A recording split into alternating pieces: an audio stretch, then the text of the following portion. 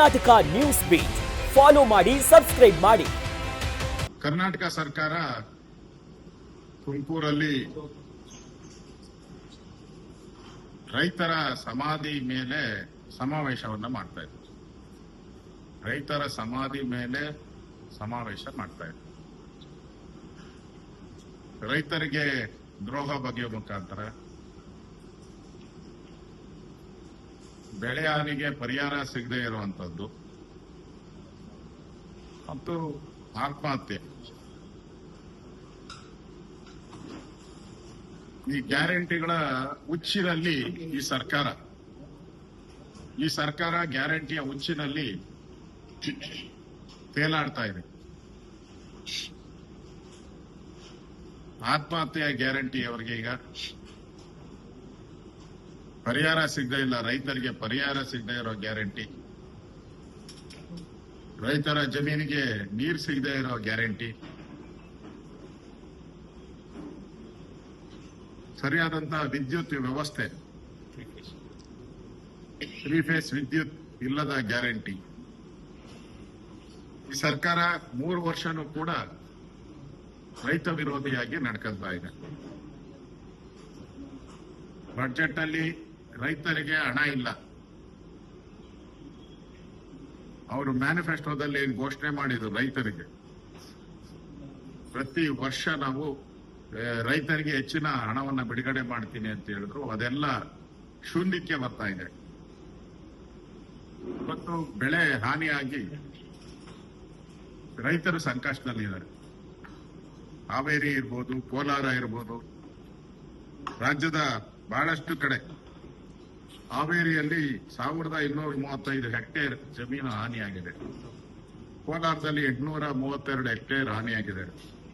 ಬೆಳಗಾವಿಯಲ್ಲಿ 324 ಹೆಕ್ಟೇರ್ ಹಾನಿಯಾಗಿದೆ. ಕೊಪ್ಪಳದಲ್ಲಿ 100 ಹೆಕ್ಟೇರ್ ಹಾನಿಯಾಗಿದೆ.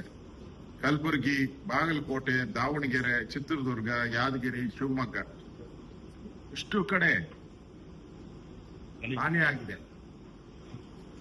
ದ್ರಾಕ್ಷಿ ಇರ್ಬೋದು, ಬಾಳೆ, ಪಪ್ಪಾಯಿ, ಕಲ್ಲಂಗಡಿ ಹಣ್ಣು, ತೆಂಗು, ಮಾವು, ಅಡಿಕೆ, ಟೊಮೊಟೊ ಇಷ್ಟನ್ನು ಕೂಡ ಬೆಳೆ ಹಾನಿ ಆಗಿರುವಂತದ್ದು. ರೈತರ ಸಂಕಷ್ಟದಲ್ಲಿದ್ದಾರೆ. ಆದ್ರೆ ಇದುವರೆಗೂ ಯಾವುದೇ ಒಬ್ಬ ಅಧಿಕಾರಿ ಆ ಸ್ಥಳಗಳಿಗೆ ಭೇಟಿ ಮಾಡಿಲ್ಲ, ರೈತರಿಗೆ ಸಾಂತ್ವನ ಹೇಳಿಲ್ಲ, ಅವರಿಗೆ ಪರಿಹಾರ ಕೊಡುವಂತ ಪ್ರಕ್ರಿಯೆನೇ ಶುರು ಮಾಡಿಲ್ಲ. ಒಬ್ಬ ರೈತರನ್ನೇ ಹೇಳ್ತಾ ಇದ್ದ, ಕಳೆದ ಬಾರಿ ಬಾಳೆ ಬಿದ್ದೋಗಿ ಅಧಿಕಾರಿಗಳು ಹೇಳಿದ್ರಂತೆ ಇಮಿಡಿಯೇಟ್ ಆಗಿ ಪರಿಹಾರ ಅಂತ. 1 ವರ್ಷ ಆದ್ರೂ ಕೂಡ 2024ರಲ್ಲಿ ಬಿದ್ದಂತ ಮಳೆಯಿಂದ ಬಾಳೆ ಹಾನಿ ಆಗಿರೋ ಬಗ್ಗೆ ಇವತ್ತವರೆಗೂ ಪರಿಹಾರ ಕೊಟ್ಟಿಲ್ಲ. 1 ವರ್ಷ ಆದ್ರೂ ಕೂಡ. ಸಚಿವರು ಮಾತ್ರ ಈ ಸಮಾವೇಶದಲ್ಲಿ ಎಲ್ಲ ಬ್ಯುಸಿ ಆಗಿದ್ದಾರೆ.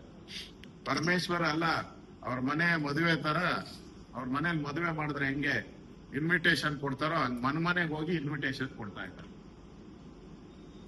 ರೈತ ಸತ್ತಾಗ ಅವ್ರ ಮನೆಗೆ ಹೋಗಿ ಸಾಂತ್ವನ ಹೇಳೋಕೆ ಯೋಗ್ಯತೆ ಇಲ್ಲ, ಮನೆಗೆ ಹೋಗಿ ಇನ್ವಿಟೇಷನ್ಗಳು ಕೊಡ್ತಾರೆ. ಇದೇನಾ ಸಮಾವೇಶ ನಿಮ್ದು?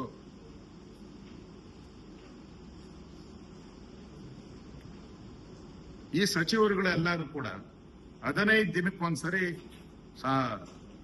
ಸಭೆ ಮಾಡ್ತೀನಿ ಅಂತ ಹೇಳಿದ್ರು. ಜಿಲ್ಲಾ ಸಭೆಗಳು, ಜನಸ್ಪಂದನೆ. ಜನ ಇವ್ರಿಗೆ ಬಡಿಗೆ ಹಿಡ್ಕೊಂಡು ಸ್ಪಂದನೆ ಮಾಡೋ ಕಾಲ ಬರ್ತಾ ಇದೆ.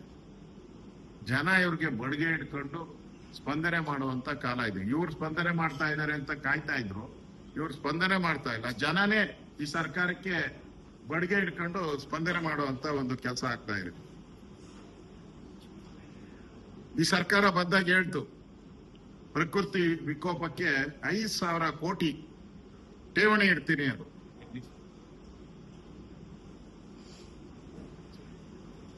ನಿಧಿ ಸ್ಥಾಪನೆ ಮಾಡಿ. ಏನೋ 1 ಪೈಸಾ ಇಟ್ಟಿದ್ದೀರಾ?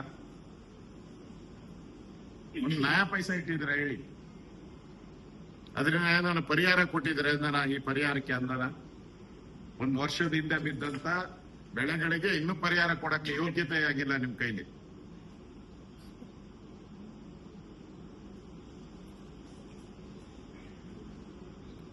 ಇಷ್ಟಾದ್ರೂ ಕೂಡ ಮೊನ್ನೆ ತಾನೇ ಬಳ್ಳಾರಿಯಲ್ಲಿ ಸಮಾವೇಶಕ್ಕೆ 20 ಕೋಟಿ ಖರ್ಚು ಮಾಡಿದ್ದಾರೆ. ಸಮಾವೇಶಕ್ಕೆ ನಾವೆಲ್ಲ ತಿಳ್ಕೊಂಡಿದ್ರಿ ಕಾಂಗ್ರೆಸ್ ಪಾರ್ಟಿ ದುಡ್ಡು ಕೊಟ್ಟಿದ್ದಾರೆ ಅಂತ. ನೋಡಿದ್ರೆ ಸರ್ಕಾರದಿಂದ ಡ್ರಾ ಮಾಡಿದ್ದಾರೆ. 20 ಕೋಟಿಗೂ ಹೆಚ್ಚು ಹಣವನ್ನ ಸರ್ಕಾರದಿಂದ ಡ್ರಾ ಮಾಡಿದ್ದಾರೆ. ಈಗ ತುಮಕೂರು ಜಿಲ್ಲಾಡಳಿತ 12 ಕೋಟಿ ಕೇಳಿದ್ದಾರೆ. ಯಾರಪ್ಪನ ಮನೆ ದುಡ್ಡು ಇದು? ಯಾರ ಸಮಾವೇಶ?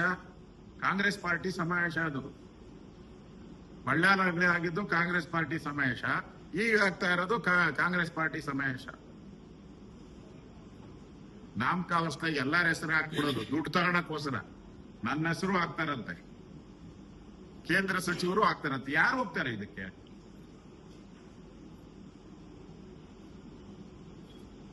ರೈತರ ಆತ್ಮಹತ್ಯೆ ಸಮಾಧಿ ಮೇಲೆ ಮಾಡ್ತಾ ಇರೋ ಸಮಾವೇಶಕ್ಕೆ ಯಾರು ಹೋಗ್ತಾರೆ? ಯಾರು ಕೇಳಿದ್ರು? ನಮ್ಮೆಲ್ಲರ ಅಭಿಪ್ರಾಯ ತೆಗೆದುಕೊಂಡು ಏನಾನ ಮಾಡ್ತಾ ಇದಾರ ಸಮಾವೇಶ? ಇಲ್ಲ. ಅಲ್ಲೆಲ್ಲ ಕಡೆ ರಾರಾಜಿಸೋದು ಕಾಂಗ್ರೆಸ್ ಬಾವುಟನೇ. ಏನ್ ಬಿಜೆಪಿ ಬಾವುಟ ಹಾಕ್ತಾರ? ಜನತಾದಳ ಬಾವುಟ ಹಾಕ್ತಾರ? ದಾರಿ ಇದ್ದಕ್ಕೂ ಇವಾಗ ನೋಡ್ತಾ ಇದ್ದೀರಲ್ಲ, ಕಾಂಗ್ರೆಸ್ ಎಲ್ಲ ಕಾಂಗ್ರೆಸ್ ಬಾವುಟನೇ ಹಾಕಿರೋದು. ಕರ್ನಾಟಕ ನ್ಯೂಸ್ ಬೀಟ್ ಫಾಲೋ ಮಾಡಿ, ಸಬ್ಸ್ಕ್ರೈಬ್ ಮಾಡಿ.